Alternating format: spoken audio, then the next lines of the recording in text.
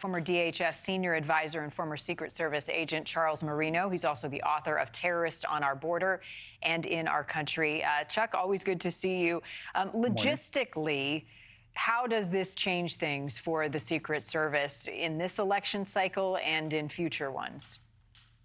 Well, this congressional bill basically locks the Secret Service into standard setting.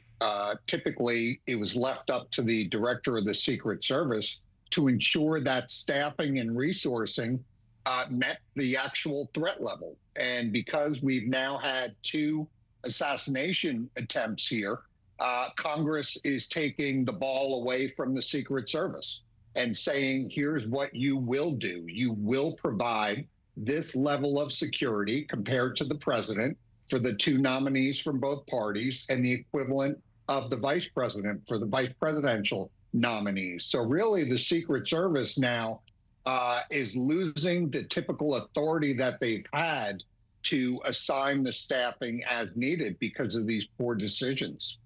And the Secret Service has essentially said, we have enough money. Congress has said, what more do you need? But it's an allocation of those resources. So do they still have the authority then to decide where they put those resources in a case like this, given the lapses in Pennsylvania?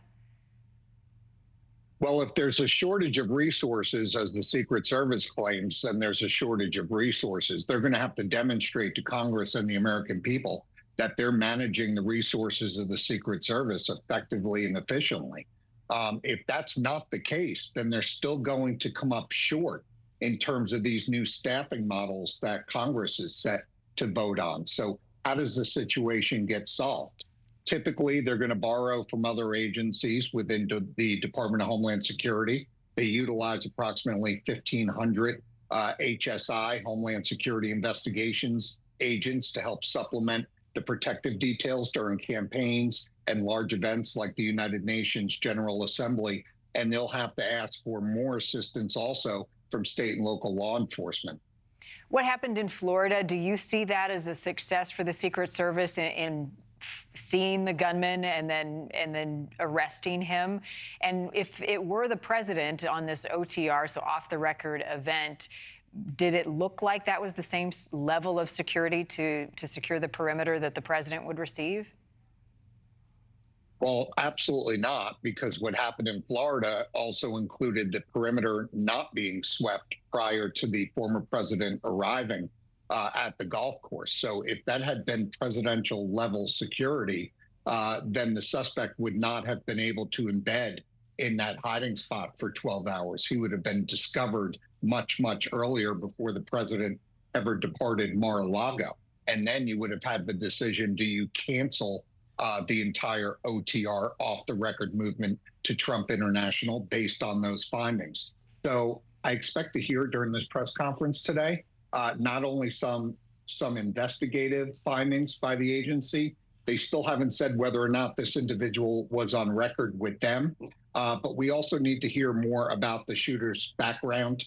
We also need to hear about the vehicle information, more info on the weapon, and then we need to hear about the protective operations, the enhancements that are supposedly going to be made. So still lots of questions, still a horrible situation for the Secret Service to be in, and they're going to have a tough time climbing out of both of these failed assassination attempts. In addition, Chuck, Senator Blumenthal has said that the Senate investigation report out next week will include several bombshells. Any guesses as to what that may be? I think we're going to see a lot of what should have been common sense items that should have been mitigated from a threat standpoint that did not happen. Similar to what we saw in Butler, Pennsylvania, a building 130 yards away. In Florida, again, the perimeter not being swept and posted by law enforcement or agents while the former president was on holes 4, 5, and 6. So I think a lot of low-hanging fruit from a protective standpoint that was missed, and things that just should not happen, and left the former president quite vulnerable. Thank you for watching. Go to newsnationnow.com to find NewsNation on your television provider. And don't forget to click the red subscribe button below to get more of NewsNation's fact-driven, unbiased coverage.